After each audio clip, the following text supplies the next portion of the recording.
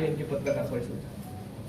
सर्वांना नमस्कार. आपल्या सर्वांना कल्पना असेलच की आपल्या जिल्ह्यामध्ये आणि संपूर्ण महाराष्ट्रामध्ये आपली 10वी आणि 12वीच्या बोर्डाच्या परीक्षा होऊ घातल्या आहेत. त्यामध्ये 12वीची जी परीक्षा आहे ती 10 फेब्रुवारी ते 18 मार्च आणि 10वीची जी परीक्षा आहे ती 20 फेब्रुवारी ते 18 मार्चपर्यंत होऊ घातली आहे. त्यामध्ये जर आपण विद्यार्थ्यांची संख्या बघितली तर 10वीमध्ये आपल्याकडे 33,653 मुले आणि 25,767 मुली अशा एकूण 59,420 विद्यार्थी परीक्षेला सामोरे जाणार आहेत आणि 147 परीक्षा केंद्रांमध्ये ही परीक्षा 10वीसाठी होणार आहे आणि 12वीसाठी 27,318 मुले आणि 20,914 मुली अशी एकूण 48,232 विद्यार्थी जे आहेत आपले ते परीक्षेला बसणार आहेत आणि 12वीच्या विद्यार्थ्यांची परीक्षा ही 82 केंद्रांवरती होणार आहे. या सगळ्या केंद्रांवरती जी बेसिक फॅसिलिटी आहे त्या सगळ्या फॅसिलिटीज व्यवस्थित असल्याबाबतची खात्री ही BEOs केंद्र प्रमुख आणि विस्तार अधिकारी शिक्षण यांच्यामार्फत पर्सनली व्हिजिट करून करण्यात आलेली आहे.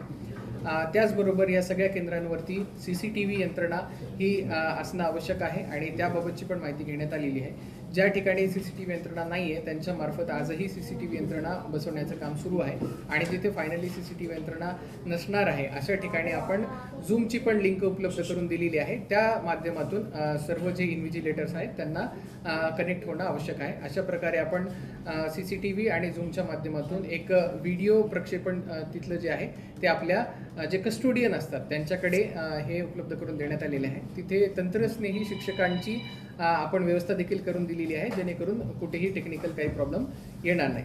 त्याबरोबरच जी आपले क्वेश्चन पेपर्सची जी वाहतूक आहे त्यासाठी पण कस्टोडियन यांना पोलीस बंदोबस्त देखील देण्यात आलेला आहे.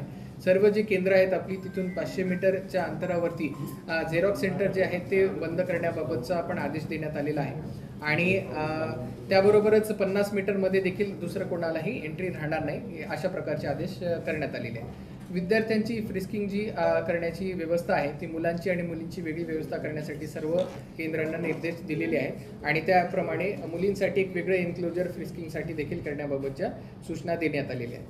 ज्या ठिकाणी कंपाऊंड नाही आहे त्या ठिकाणी तात्पुरत्या स्वरूपातलं कंपाऊंड देखील करण्याबाबतच्या सूचना देण्यात आलेल्या आहेत.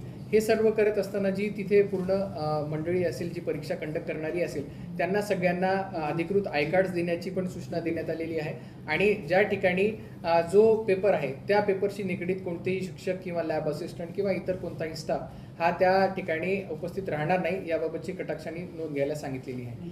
आपल्याकडे 10वी आणि 12वीसाठी प्रत्येकी एक संवेदनशील केंद्र शासनामार्फत निश्चित करून आलेलं आहे.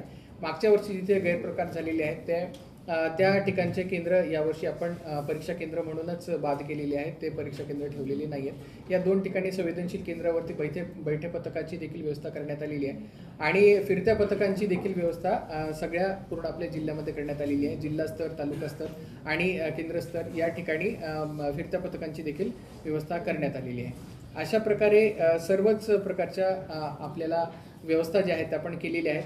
काही ठिकाणी जे संवेदनशील केंद्र आहे तिथे बैठा पथकांसोबतच ड्रोन कॅमेरा आणि व्हिडिओग्राफी कॅमेरा यांची देखील व्यवस्था करण्यात आलेली आहे.